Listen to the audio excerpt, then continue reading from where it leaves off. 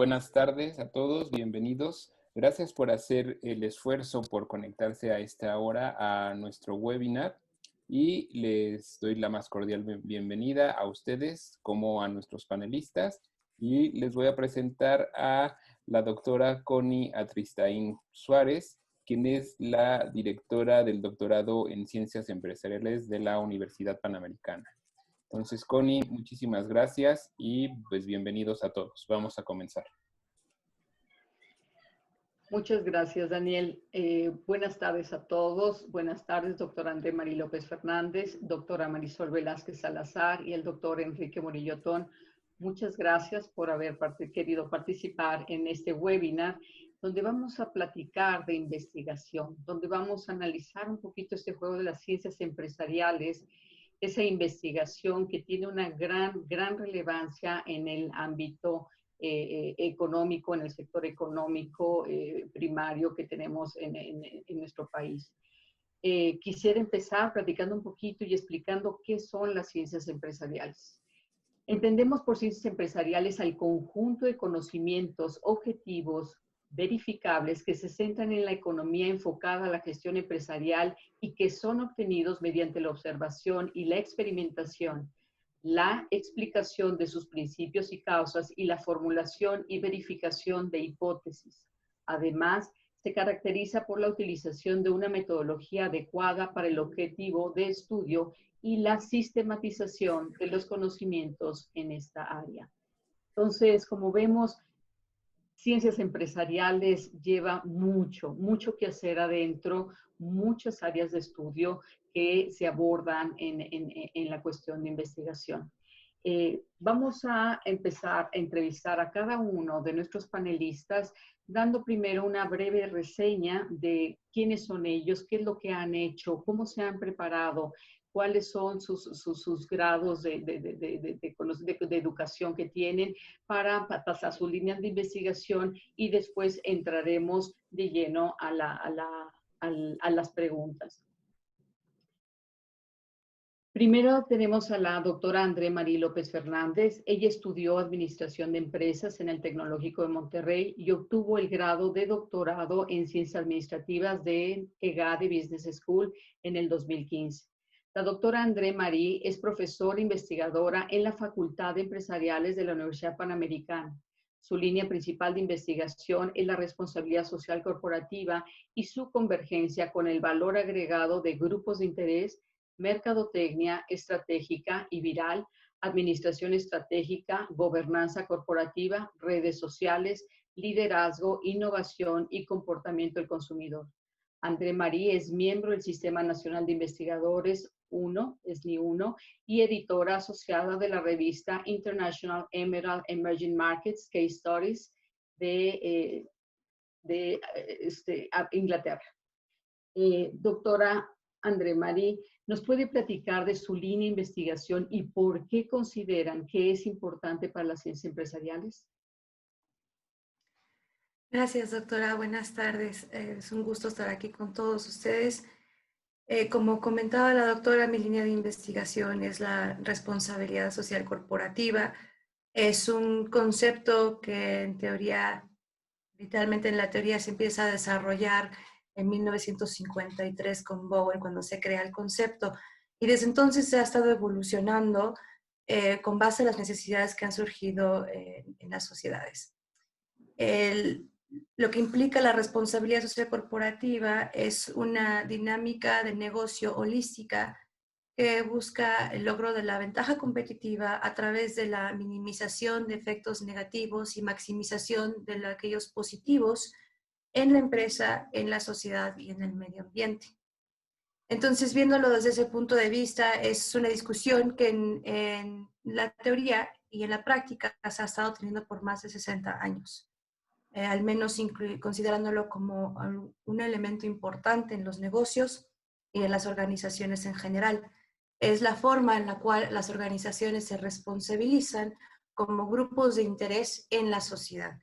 La razón de ello es porque la responsabilidad corporativa trabaja para la sociedad, por la sociedad y a través de la sociedad.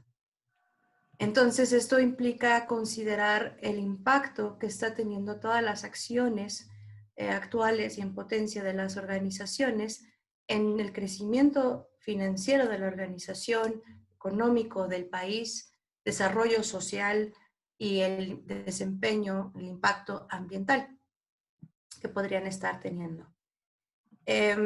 Si bien, como les digo, esto tiene 60 años, este constructo, este concepto, esta dinámica de negocio está discutiendo por los últimos 60 y tantos años, son los últimos 10, 12 años en los cuales ha tomado mayor importancia en las organizaciones.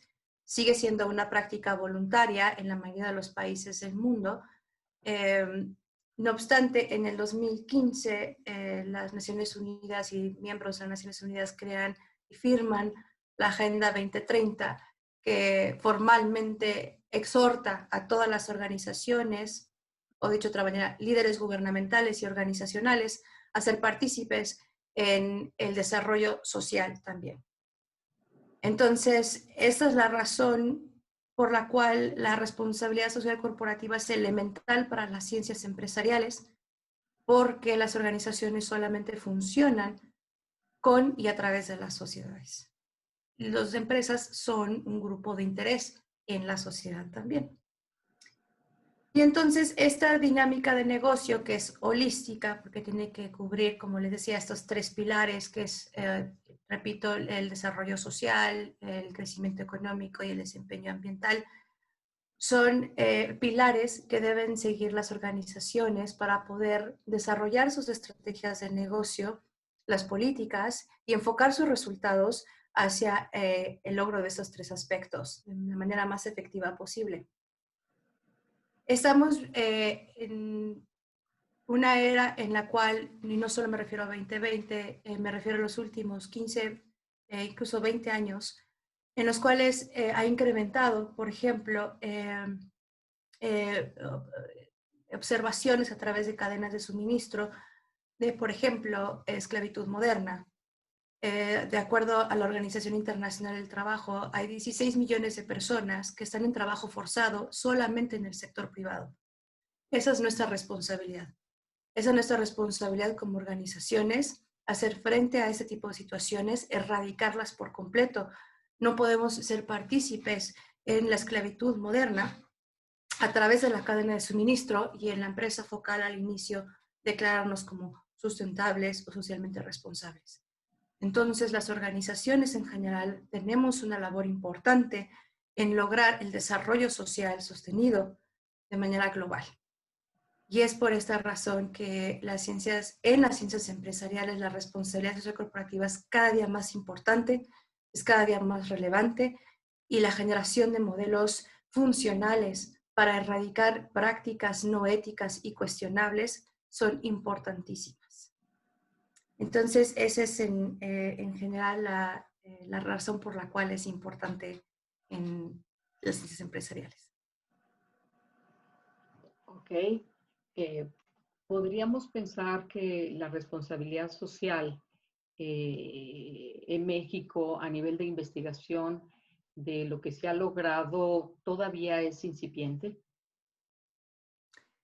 Sí, así es. La realidad es que en todo el mundo las prácticas de responsabilidad social corporativa son mínimas. Si hiciéramos un estudio global, y la razón es porque lo que se está considerando, y también ocurre en México, porque existen certificaciones, existen procedimientos, políticas para determinarse como socialmente responsables. Lo que está ocurriendo es que se considera una definición de la responsabilidad que no es holística, que no está incluyendo todos los aspectos necesarios. Y entonces eso hace que cuando uno haga el análisis de las organizaciones en términos de responsabilidad corporativa no esté incumpliendo con las especificaciones. Entonces, tanto en investigación como en términos prácticos ya en la industria, realmente está en los inicios de lo que podríamos esperar en términos de la práctica y la investigación. La práctica. Ok. Muchas gracias, doctora López Fernández. Vamos a pasar ahora con el doctor Enrique Murillo y regresamos con usted. El doctor Enrique Murillo es actuario por la Universidad Nacional Autónoma de México y tiene una maestría en Administración del Tecnológico de Información por el Tecnológico de Monterrey. Tiene una maestría en métodos de investigación para las ciencias sociales y un doctorado en management por la Universidad de Bradford, UK. Posteriormente obtuvo un postdoctorado en comportamiento organizacional en Tulane University en Nueva Orleans. Es miembro del Sistema Nacional de Investigadores Nivel 1. Dentro del área de marketing, las investigaciones del Dr. Murillo se centran en el branding interno, el cual busca identificar los medios organizacionales que contribuyen al cumplimiento de la promesa de marca por parte de los empleados de servicio. Sobre este tema ha realizado estudios en aerolíneas, cadenas de restaurantes y farmacias y servicios de transporte. Ha publicado en revistas Scopus de alto impacto como el Journal of Service Management, el International Journal of Contemporary Hospitality Management y el Journal of Product and Brand Management. Doctor Murillo, ¿nos pueden platicar de su línea de investigación y por qué considera que es importante para las ciencias empresariales? Muchas gracias, doctora Tristán, y muchas gracias por la invitación a participar en este webinar. Mi línea de investigación como miembro de la Facultad de Empresariales gira en torno al valor capital de marca, que se entiende como el impacto que tiene la marca en las compras de los consumidores o en las percepciones que estos tienen sobre un producto o servicio que ostenta dicha marca. Por ejemplo, si yo le quiero enviar un documento importante a un cliente, utilizo el servicio de Federal Express, una marca de prestigio, para así comunicar a mi cliente la importancia que yo le atribuyo a mi relación con él. El impacto sería probablemente menor si utilizo una marca de menor prestigio, como podría ser Estafeta. O sea, las marcas importan. Más allá del resultado concreto, acabo de dar un ejemplo de una entrega de paquetería, la marca que lleva a cabo dicha entrega impacta en la persona que recibe el envío. Por eso las marcas generan un impacto en los consumidores más allá de la calidad en el servicio. Más en específico, mis investigaciones tratan sobre el capital de marca atribuible al empleado, es decir, el componente del capital de marca que se debe al servicio alineado con la marca o fiel a la marca que brindan empleados capacitados y con experiencia. En los estudios que he realizado en varias industrias, como mencionaste hace un momento, los resultados me han llevado a valorar mucho, a tener en mucho las inversiones en capacitación que hacen las empresas con sus empleados. Los hoteles, por ejemplo, son un caso paradigmático por la enorme importancia que dan todas las cadenas hoteleras y también los hoteles pequeños y medianos y los hoteles familiares dan una enorme importancia a la experiencia del cliente. Es decir, a brindar un servicio excelente y además alineado con su marca.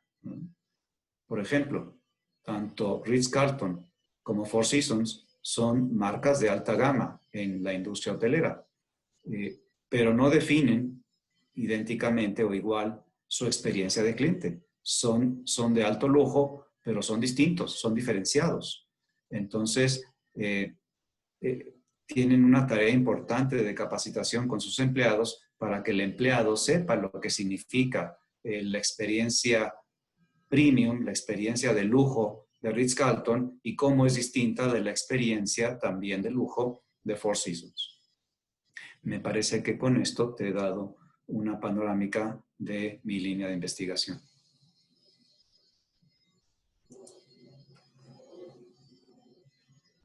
Tu micrófono está apagado. Gracias. ¿Consideras entonces, has dejado claro la importancia de una marca para cualquier tipo de empresa, ¿no? Cómo influye quizás en la compra o el comportamiento general del consumidor. En México, ¿cómo tú podrías calificar ese conocimiento de marca por parte de los consumidores, por un lado? Y por otro, ¿cómo calificarías tú la profundidad de la investigación en esta área, ¿no? En todo lo que es, a lo mejor, mercadotecnia de servicios o en estudio de marca. Yo diría que, o sea, el fenómeno que yo investigo no es nuevo. O sea, las empresas, por muchas décadas, las empresas de servicio, las empresas con marcas prestigiosas se han preocupado de capacitar muy bien a sus colaboradores para que puedan prestar un servicio de acuerdo con la filosofía y promesa de su marca. El fenómeno no es nuevo. Lo que es más reciente es la investigación de este fenómeno, ¿verdad? Una investigación que no se identifica, por ejemplo, con la mucha investigación ya publicada sobre calidad en el servicio. Lo que yo hago en colaboración con coautores internacionales que me han brindado un gran apoyo es branding interno, es decir, los procesos que utilizan las organizaciones para educar a sus colaboradores respecto de la promesa de marca y de los valores de su marca, y para conseguir que las conductas de los colaboradores se alineen o respondan fielmente a lo que la empresa ha definido como una marca de servicio y una promesa diferenciada de marca. Estas investigaciones son las que son relativamente recientes, tendrán quizá 15 años de haber comenzado a aparecer los primeros artículos en esta línea, y por tanto creo que mi línea de investigación ofrece grandes oportunidades para llevar a cabo investigación de nivel doctoral. Ok, Enrique, una última pregunta. ¿Con cuántas empresas has trabajado tú? Aquí en México he trabajado con una cadena de restaurantes que además no tiene inconveniente en dar a conocer su nombre, es con la cadena Crepes y Waffles, que cuenta con una plantilla de 400 colaboradores cuando trabajé con ellos. He trabajado con una aerolínea latinoamericana grande, que también es una industria que se preocupa mucho de la capacitación de sus colaboradores. Completé recientemente un estudio, también ahí fue público, con conductores asociados a la plataforma Uber.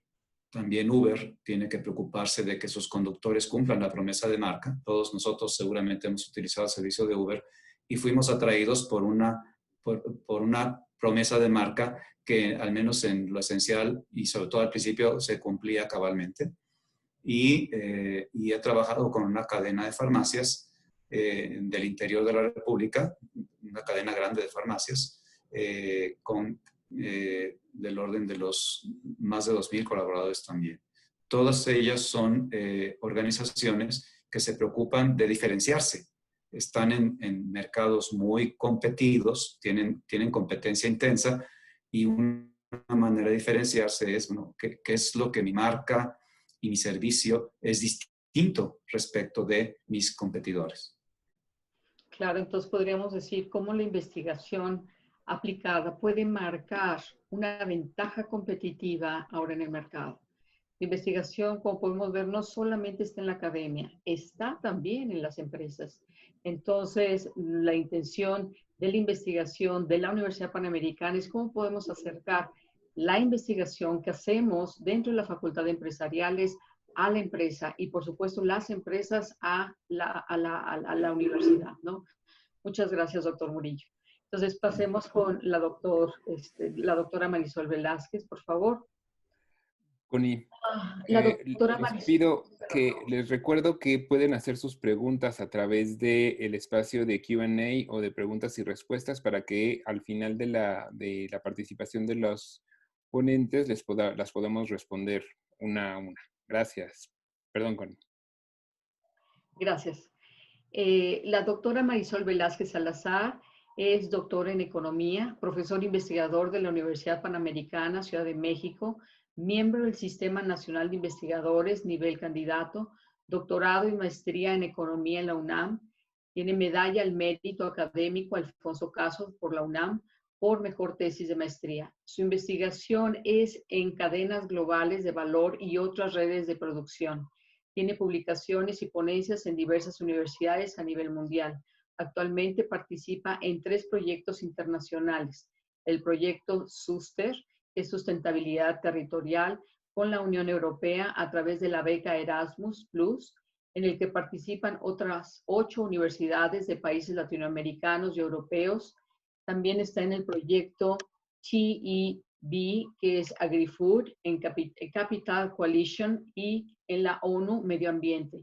Y por otro lado, el proyecto de internacionalización con Cladea, que es un organismo certificador para acercar a los alumnos a la investigación a nivel internacional. Muchas gracias, doctora. Ahora le pregunto a usted, ¿nos puede platicar de su línea de investigación y por qué considera que es importante para las ciencias empresariales? Claro, Connie, muchas gracias por la invitación. Bueno, a partir de la agenda de investigación económica, en estos momentos se ha vuelto prioritario analizar las grandes variables macro y microeconómicas dentro de la sociedad a nivel nacional, a nivel mundial, pero también a nivel micro, que es donde entra la parte de ciencias empresariales, ¿no? Cuando hablamos de micro, hablamos de la parte microeconómica, como gran área de la economía en general. Entonces, ¿cuál es la importancia en términos de agenda de investigación económica en el análisis? Pues principalmente lo que se busca es que identifiquemos los retos y problemas que hay en la actualidad para comprender lo que pasa en la economía en cualquiera de los niveles, ya sea a nivel macroeconómico o a nivel microeconómico, pero siempre bajo un enfoque crítico, independientemente de las posturas políticas. El enfoque que nosotros damos, que a mí me parece lo más propositivo, es un enfoque crítico, que determine las causas de las problemáticas, que evalúe los efectos, pero que además proponga soluciones. Eso es lo que buscamos en la línea de la investigación. ¿Y cuáles son los grandes temas a nivel económico? Pues principalmente, como hemos estado viendo en las noticias, insisto, no solo nacionales, sino a nivel internacional, pues es el trabajo en un sentido de empleo, salarios, la política laboral, los cambios en las legislaciones, las condiciones laborales y las condiciones también de las empresas, ¿no? Sobre todo porque en México la mayoría de las empresas pues son micro y pequeñas empresas que son los que sostienen la economía nacional. Entonces, de ahí la importancia de este tema de la agenda de investigación económica. Otro de los grandes temas es la sociedad y los efectos de las alianzas y rupturas en los sectores económicos estratégicos. Como hemos visto actualmente, hay una polarización no solo en términos políticos, sino también en términos económicos. Entonces, hay que ver qué va a pasar con esta sociedad, cómo se va entretejiendo la vinculación entre los diferentes sectores y esto qué causas y efectos va a tener en la economía nacional. Así también los tratados internacionales de comercio pues son otra de los grandes temas porque específicamente en nuestro país pues dan origen a ciertas políticas económicas que se aplican en la parte empresarial, es decir, en las empresas, ¿no? Y por supuesto sabemos que a nivel macroeconómico está la crisis, ¿no? La crisis económica que se intensificó a partir del efecto de la pandemia. Estas variables macroeconómicas nos van a permitir evaluar el comportamiento de la economía con respecto a otras partes del mundo y cómo vamos avanzando o cómo vamos retrocediendo en términos económicos. Y pues la parte más controversial de esta agenda de investigación económica es la política económica, en la que se incluyen temas de amplia discusión como son la inflación, el tipo de cambio, el crecimiento y desarrollo y el alcance que va a tener este crecimiento y desarrollo, porque muchas veces entendemos que el crecimiento es solo el aumento del Producto Interno Bruto, es decir, de la producción, mientras más produzcan las empresas es mejor, pero también hay que analizar el alcance de este crecimiento, y a eso le llamamos desarrollo, ¿no? Es decir, cómo se van a beneficiar las pequeñas y microempresas a partir de un crecimiento en la producción. Este es otro de los análisis que podemos hacer. Y si vamos bajando poco a poco de niveles en términos de sectores o de regiones, pues podemos hacer un análisis sectorial en las empresas transnacionales, en las empresas micro y pequeñas y en las empresas de escala familiar. Mi línea de investigación específica son las cadenas globales de valor. Es decir, un estudio, un análisis teórico y metodológico aplicado a nivel sectorial, a nivel de cada uno de los sectores, primario, secundario y terciario, a partir de los encadenamientos. ¿Por qué es importante estudiar esta línea de investigación? Bueno, pues porque el enfoque de cadenas globales de valor me permite analizar las relaciones económicas que hay dentro de la cadena y fuera de ella, es decir, a nivel de nodos o eslabones en la cadena. Tanto a nivel interno, es decir, cuál es el comportamiento de cada uno de los eslabones, pero además cómo se vinculan cada uno de ellos en términos económicos, quién domina esa relación económica, quién tiene el poder de manejar precios, barreras a la entrada, producción, etcétera, en la cadena, pero también a nivel externo, porque hemos observado que ahora dentro de los encadenamientos productivos, pues hay una fuerte influencia de agentes de tercera parte, que son los agentes externos, que determinan además las normas y la reglamentación que debe cumplir cierto producto para poder salir al mercado y acceder a una cadena global. Entonces, dentro de la cadena, vamos a identificar diferentes dimensiones. Analizamos la cadena a partir de estas 4 áreas que son insumo-producto, cómo entra el producto y cómo se va transformando a lo largo de la cadena, cuáles son las características de ese producto. Otra de las dimensiones es la espacialidad, es decir, dónde se produce, dónde se transforma el producto, cómo se comercializa, quién es el consumidor final de ese producto, y además cómo va fluyendo la matriz de entrada y salida de estos productos hacia diferentes países. Y uno de los aportes más actuales y en el que nos estamos enfocando, pues diversos autores a nivel internacional, es el marco institucional. Es decir, todo este conjunto de leyes, de reglamentaciones, de normas que han surgido, pero además cuál es el aparato institucional que sostiene la política económica sectorial y la política a nivel de cadenas globales de valor. Por supuesto, hay una gran crítica a estas instituciones porque son débiles, son corruptas, son frágiles y además son muy sensibles a los cambios. Entonces, lo que estamos estudiando ahora es cómo se puede reformar este marco institucional para dar fuerza a la cadena global de valor, ¿no? ¿Qué necesitamos para que las instituciones sean confiables? Necesitamos que sean transparentes, necesitamos que fluya la información, pero además, ¿cómo afecta este tipo de institucionalidad a las cadenas globales de valor y entonces a la parte económica?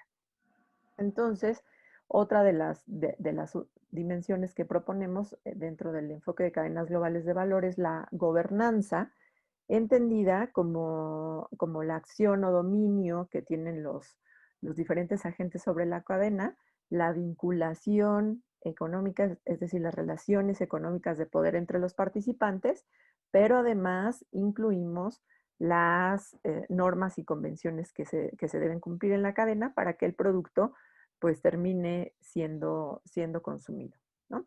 Entonces, vamos de lo general a lo particular de la agenda de investigación económica que tiene grandes temas, vamos bajando hacia la cadena global de valor, porque, insisto, en México la economía se sostiene por micro y pequeñas empresas. Entonces, es muy importante analizar los enfoques que hay desde el marco teórico y desde el marco metodológico. Además, una vez que uno va escogiendo su línea de investigación, pues también se van viendo las limitantes que este enfoque tiene. Entonces, dentro de esta parte teórica, se incluye también un enfoque de bienes públicos, de bienes comunes y enfoques de círculo virtuoso de indicaciones geográficas, de denominaciones de origen, de cadenas cortas, porque esta parte social y esta parte mucho más anclada al territorio, pues se deja de lado en el enfoque de cadenas globales de valor. Entonces, por eso pues se va complementando un enfoque con otro. Ahora, otra parte que me parece muy importante mencionar son las herramientas que utilizamos para hacer estos análisis. Cuando entramos a la parte de investigación económica, los argumentos tienen que estar sustentados en dos grandes herramientas, en las herramientas cuantitativas y en las herramientas cualitativas. Entonces, dentro de mi línea de investigación utilizo ambas herramientas, entendiendo las cuantitativas como la parte estadística, básicamente, y la utilización de la ciencia de datos con sus diversas aportaciones. Pero también es muy importante incluir la parte cualitativa, porque generalmente en los estudios económicos solo nos centramos en la parte cuantitativa.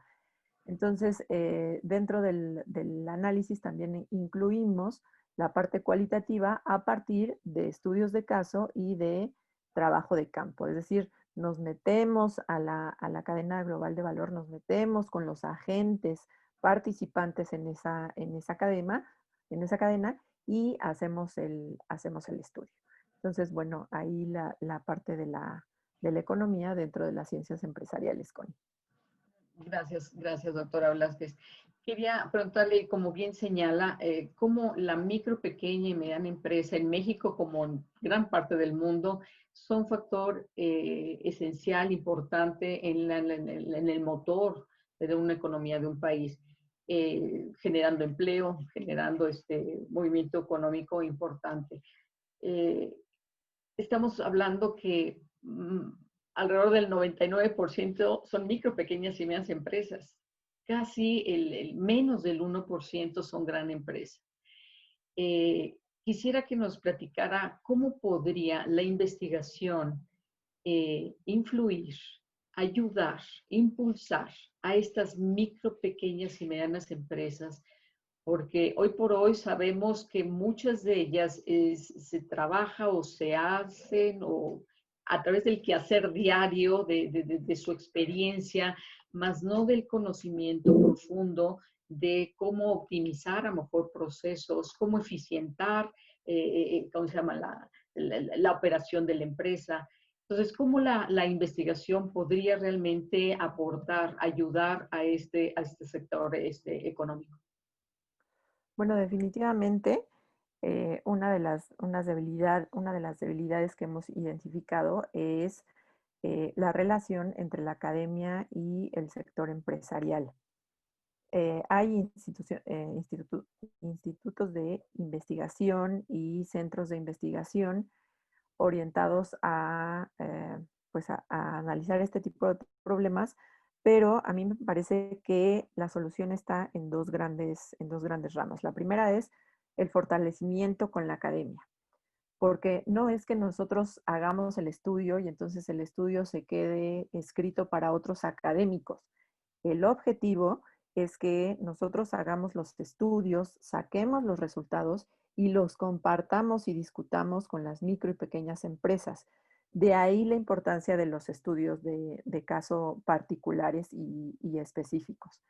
Y la otra gran área que falta explorar también y en donde podemos aportar es en este marco institucional, ¿no? Porque siempre que, en efecto, cuando hablamos de empresas en los diferentes países, pues pensamos en las grandes corporaciones transnacionales que tienen sus encadenamientos perfectamente definidos, tienen sus reglamentaciones, tienen su mercado, pero las otras, las que son micro, pequeñas y medianas empresas, tanto las nacionales como las extranjeras, pues todavía hay mucho tramo que recorrer en la parte de investigación. Entonces, la aportación, la relación que nosotros podamos fortalecer con estos encadenamientos, me parece fundamental para que cuando demos los resultados, ellos puedan aplicar esos resultados, pero además de aplicarlos, puedan criticarlos. Y entonces podamos ir creciendo pues en esta parte teórico-metodológica para lograr pues una mejor economía, una economía más natural, una economía en la que fluyan. Ahora, nos pueden decir que somos muy optimistas o que somos muy idealistas al pensar pues que puede ser posible estrechar lazos con la academia, pero hay países, hay proyectos muy específicos en los países, los casos que yo conozco son europeos, en los que hay tal relación entre la academia y los encadenamientos productivos que la academia se vuelve parte de la cadena.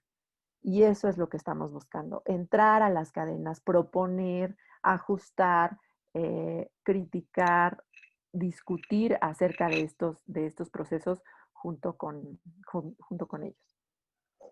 Claro, yo creo que eso es esencial, ¿no? No estamos peleando, estamos para sumar, ¿no? Y ejemplo está en los países, como menciona, en Europa, también en Estados Unidos, en Sudamérica, hay varias universidades que están participando ya en cadenas productivas, en todo lo que es la parte de clusters, también existe fuertemente, ¿no? En Colombia, por ejemplo, Uruguay, están muy metidos.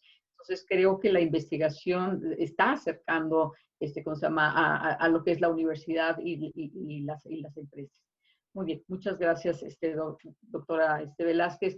Ahora quisiera preguntarle a los tres, ¿no? Y que vayamos respondiendo, vayamos levantando la mano, no hacerlo en este orden, pero como vayan surgiendo estas ideas, ¿no? ¿Qué le depara el 2021 a su línea de investigación o a la línea de investigación en general de las ciencias empresariales? ¿Quién quisiera comenzar?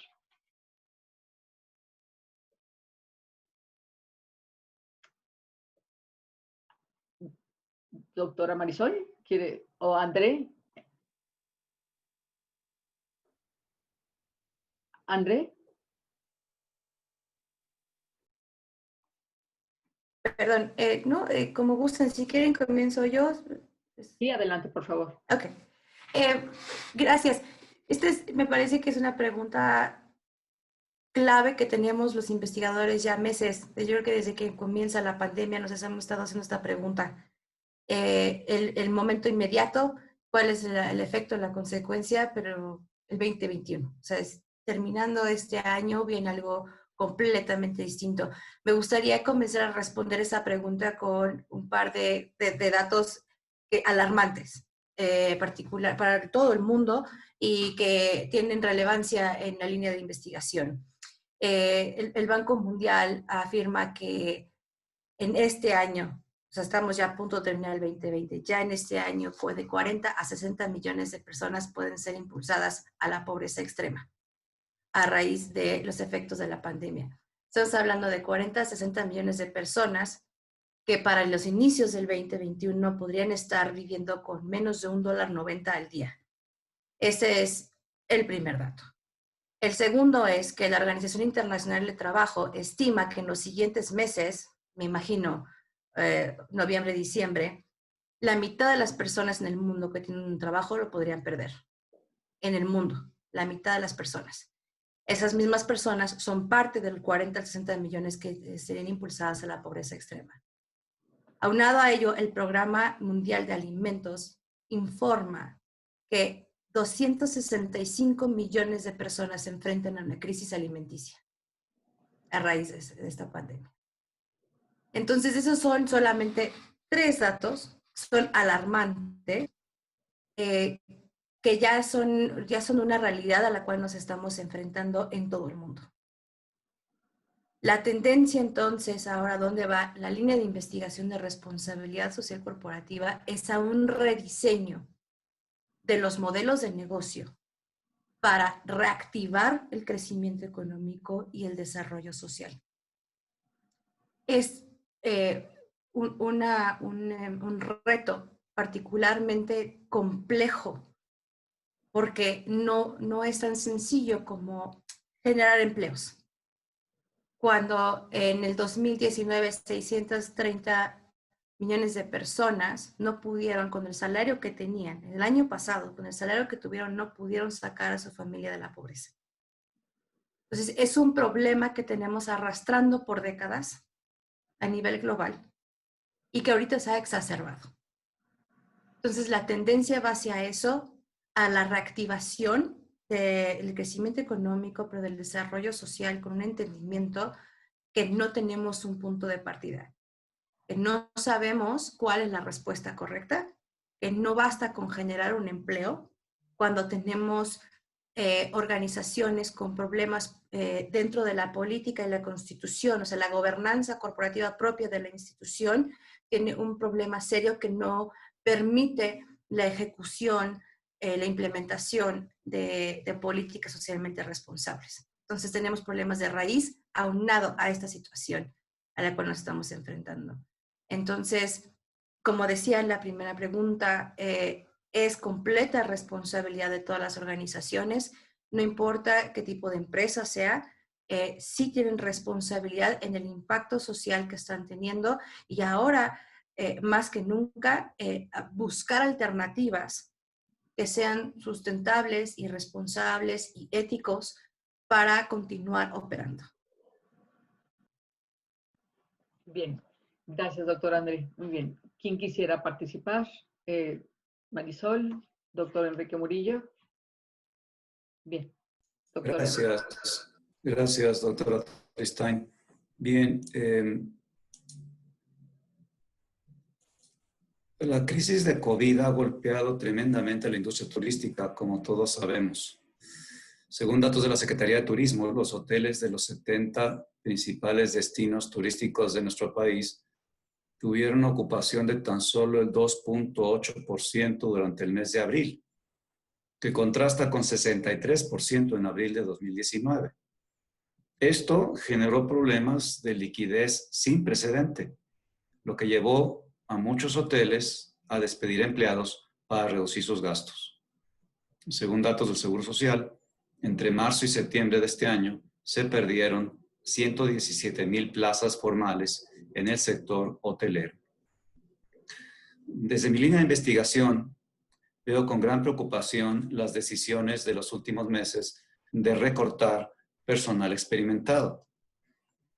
Despedir a empleados en que se ha invertido muchos recursos en capacitación no es buena idea. Literalmente es destruir capital de marca, porque destruye uno de sus principales componentes, el capital de marca atribuible al empleado. El hecho es que al cierre de 2020 ya se perdieron esas 117,000 plazas en el sector hotelero. Pero al respecto quiero ofrecer la siguiente reflexión. Cuando finalmente vayamos dejando atrás la pandemia, habrá una competencia feroz entre las empresas hoteleras por captar turistas.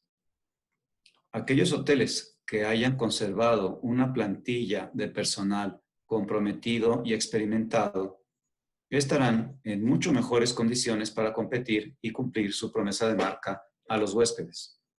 En cambio, lo tendrán más difícil los que tengan que reconstruir su plantilla, quizá con empleados más desconfiados, y deban capacitar todas esas nuevas contrataciones. Y hoy en día, tanto las buenas como las malas experiencias de los huéspedes quedarán reflejadas en las reseñas de sitios como TripAdvisor o Facebook. Y son justamente esos veredictos de los clientes los que afectan positiva o negativamente la reputación de las marcas hoteleras y por ende su capacidad de competir, su capacidad de diferenciarse. Así como lleva años construir el capital de marca, que tiene que ver mucho con la reputación que la marca adquiere entre los consumidores. Así también lleva años construir el capital de marca atribuible al empleado, por el tiempo que lleva a capacitar a los empleados de contacto y conseguir que presten un servicio excelente y que refleje fielmente la marca de la empresa. Es por eso que incluso en épocas de emergencia como la que estamos viviendo, tengo una fuerte resistencia a hacer recortes entre el personal que se ha capacitado a lo largo de tantos años. Y en mis investigaciones, cuando llego a este tipo de conclusiones, procuro compartir con los empresarios, con los directores generales que me han facilitado la recolección de encuestas, procuro compartir estas reflexiones para buscar de alguna manera, con creatividad, soluciones no convencionales para tratar de evitar este recurso del despido, que más allá de la tragedia humana que representa para cada uno de los empleados, es además una estrategia empresarial que a largo plazo puede ser muy cuestionable.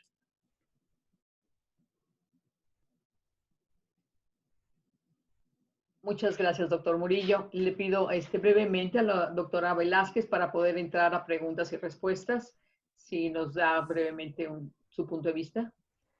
Sí, bueno, con respecto a las cadenas globales de valor, pues vamos a responder a retos particulares sectoriales, específicamente ante las variables macroeconómicas. La inflación se encuentra en un 3.43%, cerrando.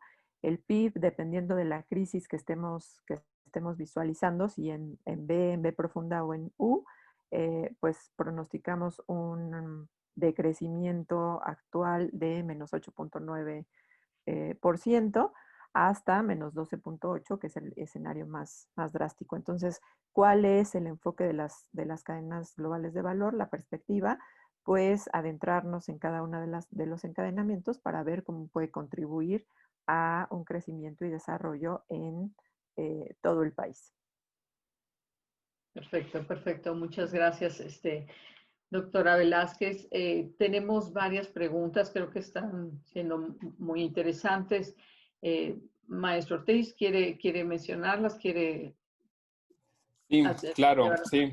Pues muy interesantes los enfoques o los acercamientos que tienen estas líneas de investigación al quehacer diario de la empresa. La verdad es que sí, la investigación, pues sí puede tener este soporte en la toma de decisiones para que éstas realmente apoyen a llegar a cumplir con la misión o la visión que tiene la empresa en el corto, mediano y largo plazo, ¿no? Entonces, comenzaremos con las preguntas y yo le pediré a cada uno de los ponentes, pues, que nos ayude a responderlas, ¿no?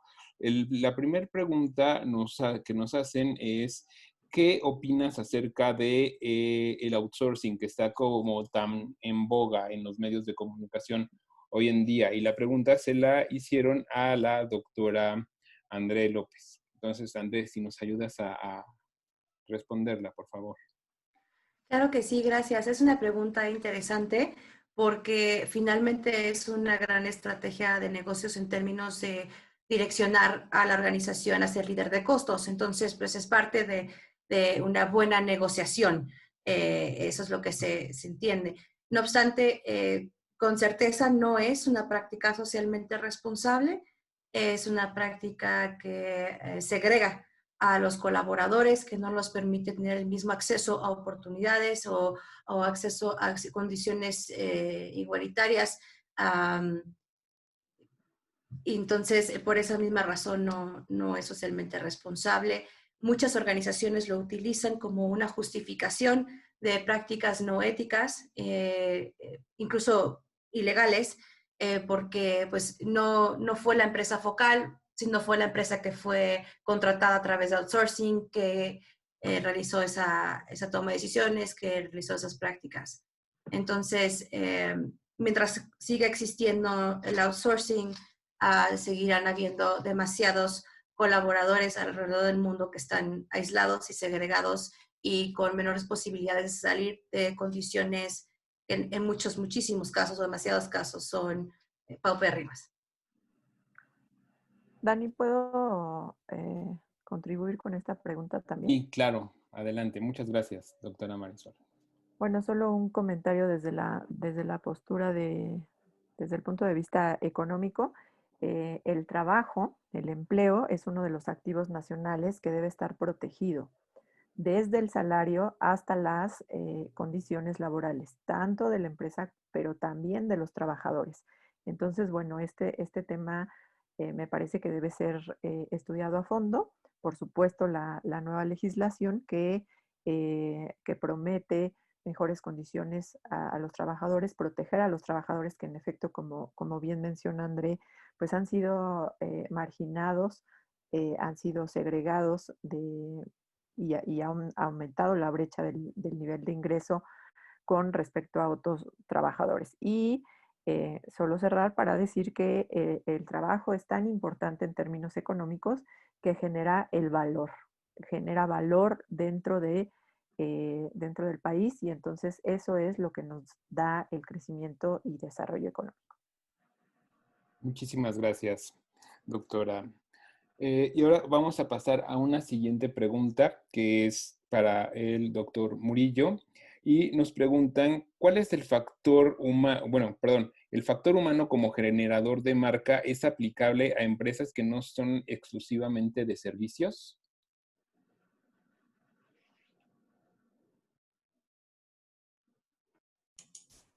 Sí, aunque dentro del marketing hay una fuerte migración desde un marketing orientado a producto a mediados del siglo pasado a un marketing marcado o orientado más hacia los servicios. Entonces, buena parte del valor añadido que pueden aportar las empresas se anida o se inserta en servicios complementarios a los productos que venden a los consumidores, y no pocas empresas, de hecho la mayoría de las empresas hoy en día, lo que producen, entre comillas, es justamente un servicio o una solución a un problema de un consumidor. Mencioné ya antes el caso de Uber. Ahorita mismo estamos dialogando a través de es un producto de información, pero es un producto que ofrece además un servicio de red, ¿verdad? Entonces, sí, los colaboradores tienen un ámbito en donde pueden aportar al valor de marca de una organización también manufacturera. Esta pregunta me la han hecho algunos participantes en una materia que estoy dando actualmente en la maestría en estrategias comerciales de una pequeña empresa manufacturera. No es tan solo el producto físico, ¿verdad? Es el servicio que lo acompaña, es el servicio al cliente, es el servicio de venta previa, si es que es un producto más especializado. Y esos ámbitos de servicio generan oportunidades de diferenciación para la empresa, pero se apoyan en un personal, en colaboradores bien capacitados y con la marca, valga la expresión, tatuada. Muy bien, muchas gracias. Pasaremos a otra pregunta que está dirigida hacia la doctora Velázquez y nos dicen, considerando que el TEMEC está cambiando varias regulaciones, ¿cómo estamos como académicos orientados a las empresas Tier 3, los proveedores de los proveedores de los proveedores? Es decir, si explicamos en la industria automotriz, los Tier 3 proveen tuercas, los Tier 2 proveen brackets con tuercas y los Tier 1 dan las puertas que irían en los autos. La regla dicta que debe de utilizarse el 72% del material norteamericano. Nissan exigía usar acero de Nitco, acerero japonés, Mazda de POSCO, acerero coreano, BMW y Volkswagen de su acerero europeo. Ahora con la regla de usar acero local, calidad alta, ¿cómo le van a hacer los Tier 3 que producen las tuercas, los pequeños brackets, etcétera? Bueno, la respuesta nos podría dar para toda una sesión y una conferencia, pero en términos generales, justo esto es lo que tenemos que estudiar en las líneas de investigación. las cadenas específicas de cada uno de estos componentes que se nombran y sus efectos con respecto a los tratados internacionales. El TEMEC responde a los mismos objetivos que tenía el TELECAN con una regulación distinta, es decir, lo que pretende es un acceso preferencial a los mercados, mejorar la competitividad ante otras regiones y específicamente en nuestro país, pues mantener un tipo de cambio estable. Ya para la pregunta muy, muy específica, pues sí tenemos que ir analizando cada uno de los componentes. Justo ese es la riqueza del enfoque de las cadenas de valor, porque podemos ver desde el proveedor del proveedor del proveedor hasta la gran transnacional, ¿no? Entonces vamos analizando cada uno de los componentes hasta llegar al consumo, hasta llegar al producto final y cómo son las relaciones dentro de la cadena respecto a este componente. Ahora, ¿por qué es tan importante realizar el estudio tan micro? Insisto, porque como bien mencionaba la doctora Connie, pues estos son la mayor parte de la constitución de empresas en nuestro país y en otros países. Entonces, la pregunta específica podría derivar en un tema de investigación ya aterrizado, ya con elementos cuantitativos y cualitativos que nos permita responder de manera más clara y de manera más fluida. Y bueno, eso sería con respecto a esta pregunta. Muchas gracias, doctora Velázquez. Nos están preguntando mucho acerca de el enfoque que tiene el doctorado. O sea, entienden que hay diversas líneas de investigación. También nos preguntaron por ahí si hay una línea de investigación basada en la parte tecnológica, pero pues cómo se relaciona la investigación que se realiza dentro del doctorado de la universidad hacia esta práctica que podría ser. O sea, uno de los participantes mencionaba que no fuera una investigación purista de anaquel. Entonces, ¿cómo podemos explicarles esto? Bueno, yo quisiera tomar un momento la palabra. El doctorado en ciencias empresariales tiene 3 líneas de investigación. La primera es estrategia empresarial, la segunda inteligencia de negocio y mercadotecnia y la tercera finanzas. Son 3 líneas importantes que en toda empresa, no importando el giro, ¿ok? No importando el giro, se utilizan y están. Y nos hemos abocado en estas líneas de investigación. Hoy por hoy tenemos un núcleo académico básico que cubre, que trabaja en estas líneas de investigación y que ha profundizado en todas ellas. Hoy por hoy tenemos representados aquí a tres grandes investigadores. La Facultad de Empresariales de la Universidad Panamericana se ha buscado, se ha centrado en tener profesores investigadores de muy alta calidad, abocados a la investigación, centrados en atender las necesidades de un mercado, ya sea social, ya sea empresarial, ya sea gubernamental también. Entonces, son las 3 líneas que tenemos y que podemos profundizar en todas ellas. La pregunta que va enfocada un poquito a la parte de tecnología. La tecnología es un elemento, es una herramienta muy importante, ¿no? Yo creo que ir un paso atrás, estamos hablando de esa gestión de tecnología o de esa implementación estratégica para la optimización de los procesos o la optimización de la toma de decisiones. El que preguntó, lo invitamos con mucho gusto a platicar un poco más de cerca de esa inquietud que tiene acerca de relacionado con la tecnología, ¿no? Nosotros vemos cómo podemos implementarle, cómo podemos eficientar esa tecnología dentro de la empresa. Muchas gracias, Connie. También nos preguntan si dentro del doctorado se está buscando una especie de certificación o relación de forma internacional con algunas instituciones. Hoy por hoy el doctorado en ciencias empresariales está en la Ciudad de México, desde la Universidad Panamericana y la Ciudad de México. Todavía no tenemos un doble grado, si por ahí va la pregunta, no lo tenemos. Los mismos profesores investigadores hoy por hoy tienen redes internacionales, que eso puede servir mucho.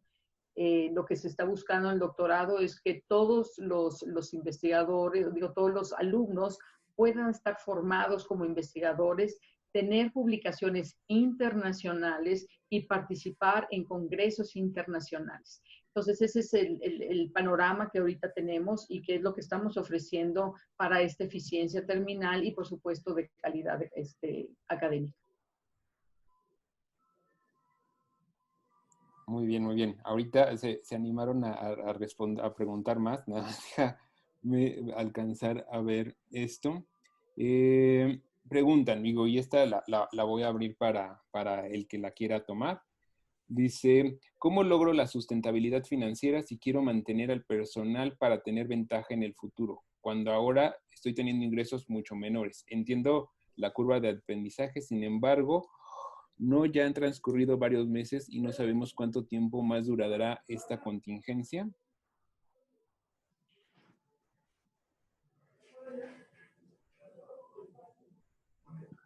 Yo le pregunto a alguno de ustedes. O desde su punto de vista, desde su línea de investigación, ¿cómo lo ven?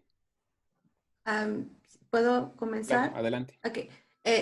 Desde el punto de vista de mi línea de investigación, y creo que va muy en tono a lo que mencionaba el doctor Enrique, el despido no es justificado, aunque viéramos financieramente una necesidad de hacerlo. Tenemos que continuar operando en términos de largo plazo y necesitamos personas para poder mantener la operación de la organización.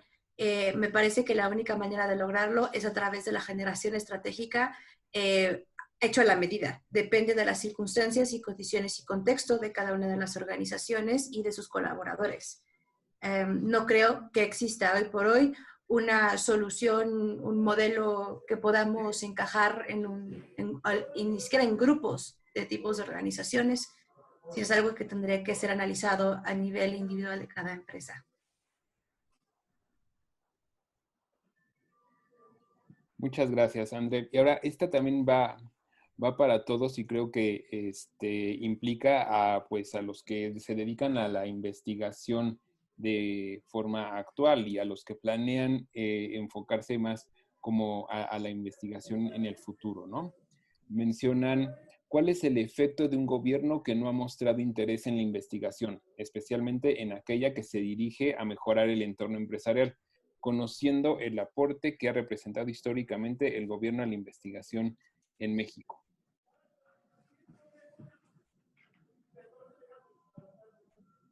Bueno, yo pienso que voy a dar mi opinión, ¿verdad? Muy personal. O sea, la investigación es crear conocimiento nuevo. En condiciones ideales, publicar el conocimiento nuevo y ponerlo a funcionar y a generar beneficios en una organización concreta. Pero enriquecer el acervo de conocimiento de la humanidad es siempre un ideal magnánimo, un ideal que no necesita la justificación del gobierno en turno. Es un ideal de más largo plazo.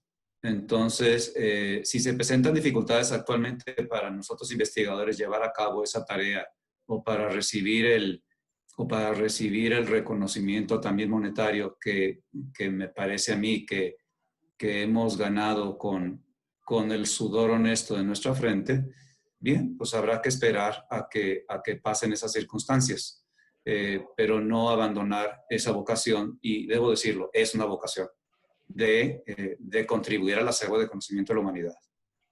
Con rigor, o sea, con conocimiento derivado de acuerdo con los cánones de la investigación y a la vez conocimiento útil, conocimiento que resuelve problemas. Muchas gracias. Sí. Yo creo que algo muy importante, si puedo sumar a esta. Claro, gracias. Gracias. el entorno, a lo mejor como lo menciona esta persona, no es óptimo ni se está apoyando a lo mejor la investigación. Nosotros estamos decididos, creemos en que la investigación es el medio por el cual una empresa, una región, una industria, un sector puede salir adelante. Entonces, entendemos las circunstancias que estamos viviendo como mexicanos, como ciudadanos. Sin embargo, la Universidad Panamericana, en especial la Facultad de Empresariales, está decidida, cree que la investigación, y lo ha probado a través de las diferentes investigaciones que ha estado realizando con los diferentes sectores, en qué es el medio por el cual se puede impulsar estas áreas. Entonces, seguiremos nosotros adelante, seguiremos con investigación, seguiremos generando conocimiento muy importante para estos sectores, pero también para el sector académico. En ellos estamos explotando, estamos formando personas, estamos formando investigadores con todo ese rigor académico, con todo ese entusiasmo en la investigación, porque creemos en él y es parte de los pilares de la estrategia de la Universidad Panamericana. Gracias, doctora. Y siguiendo en esta línea de pensamiento, ¿ustedes qué considerarían o cuál considerarían que es el valor agregado que otorga el doctorado? O tener, primero tener un doctorado y después tener un doctorado de la Universidad Panamericana. Bueno, a mí el diferenciador que más me gusta de nuestra facultad, de nuestra universidad, es el trato personalizado con cada uno de los alumnos, desde que entran al doctorado, desde que son admitidos y pasan los diferentes exámenes, hasta la atención personalizada dentro del aula, ¿no? De las clases. A mí es lo que más me apasiona, lo que más me gusta, porque me permite centrarme en el estudio de investigación de cada uno de los alumnos, aunque no sea parte de su comité tutoral. Si yo estoy dando una materia y pues los diferentes alumnos están proponiendo temas diferentes, conocer y participar dentro del proceso de creación de conocimiento de cada uno de ellos, pues es lo que más me atrae, lo que más me emociona, y me parece que es un diferenciador porque, como todos sabemos, hay áreas, hay universidades en las que los tutores pues no leen las tesis, ¿no? Entonces, la creación del conocimiento se da a partir de la discusión, a partir de la retroalimentación, a partir de estar hablando de ese tema con distintas personas de distintos enfoques. Entonces, respecto a ese diferenciador, a mí el trato personalizado es lo que más me da orgullo de la facultad. Muchas gracias, Marisol. ¿Alguien más? André, por favor. Gracias. Haciendo completo eco a lo que dijo la doctora Marisol, estoy completamente de acuerdo con todo lo que dijo. Y agregaría, ¿por qué estudiar el doctorado? Es una manera distinta de convertirse en agente de cambio. El convertirse en experto, en autoridad en una área en particular y llevarlo a la mesa, como conversaba, decía un poco la doctora, tener discusiones, debatirlos, impulsar la teoría, crear nueva teoría, nuevo conocimiento y demás. Ese es el valor agregado tan solo de estudiar un doctorado. Ser partícipe proactivo en la creación de teoría, en ser agente de cambio, en incidir en otras personas para impulsar política, cambios que podrían parecer radicales, pero para nosotros de este lado no son radicales en lo absoluto, es el siguiente paso necesario. Entonces, yo creo que estudiar un doctorado te permite eso, y estudiar en la Universidad Panamericana, por supuesto, no solo permite eso, sino permite hacerlo en un ambiente completamente personalizado, con una atención a a necesidades muy particulares de cada uno de los estudiantes y un trato espectacular. Entonces, eso sería lo que agregaría. Gracias, doctora André. ¿Quieres agregar algo más, Connie? Sí, yo creo que un punto, digo, sumando a todo lo que han comentado, algo que tiene el doctorado en Ciencias Empresariales de la Universidad Panamericana es su eficiencia terminal. Este programa son 4 años, 4 años de estudio arduo con 18 materias que se tienen. Sin embargo, se presume de que se tiene una eficiencia terminal con todas las materias en estos 4 años, con la participación de un congreso internacional financiado por el doctorado y la publicación de al menos un artículo de investigación en revistas arbitradas de primer nivel. La realidad es que no hay un doctorado que se preocupe por sus alumnos, de formarlos como investigadores, de acercar la universidad a la empresa. Nos interesa no tener una relación de 4 años, sino de tener una relación de por vida con nuestros alumnos. ¿Por qué? Pues porque sabemos que esa es la forma en que podemos estar en continuo progreso en la investigación con ellos. Entonces, ellos podrán estar hoy por hoy en una empresa y al ratito poner su empresa y estar siguiendo trabajando con ellos, que saben que cuentan con un cuerpo de docentes, investigadores, que en cualquier momento pueden seguir la investigación con ellos en esa empresa que están actualmente o en la que puedan seguir más adelante, ¿no? La relación es a largo plazo. No hay un doctorado que se preste en esta atención personalizada, en este quehacer, en este enfoque de investigación, en esta intención de tener esta relación a largo plazo de investigación con nuestros alumnos. Pues sí, suena muy interesante el compromiso que está teniendo la Universidad Panamericana justo con lo que mencionaba, ¿no? Con este trato personalizado con las personas que participan como estudiantes en el doctorado y que pues lo que contribuimos a la misión de la universidad, ¿no? O sea, crear estos agentes de cambio que tengan la autoridad para generar esta discusión y el cambio que se necesita tanto en el país como en el mundo en general, ¿no?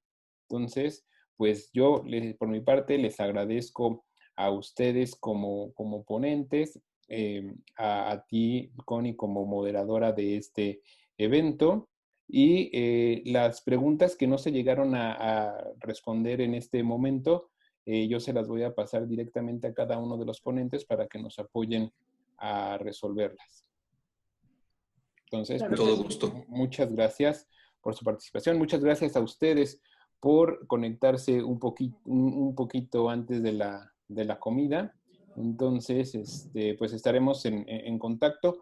Los doctores también están abiertos a que conecten con ellos. La verdad es que la investigación vive de este networking que ellos hacen con diferentes instancias. Entonces, pues también a los asistentes les compartiremos sus datos para que pues también puedan tener esta interrelación con ellos, porque ellos están ávidos de conocer las opiniones y investigaciones que tal vez algunos de ellos ya están haciendo dentro de sus empresas. Entonces, pues agradezco la presencia a todos y pues estaremos en contacto en breve. Claro que sí. Muchas gracias a todos.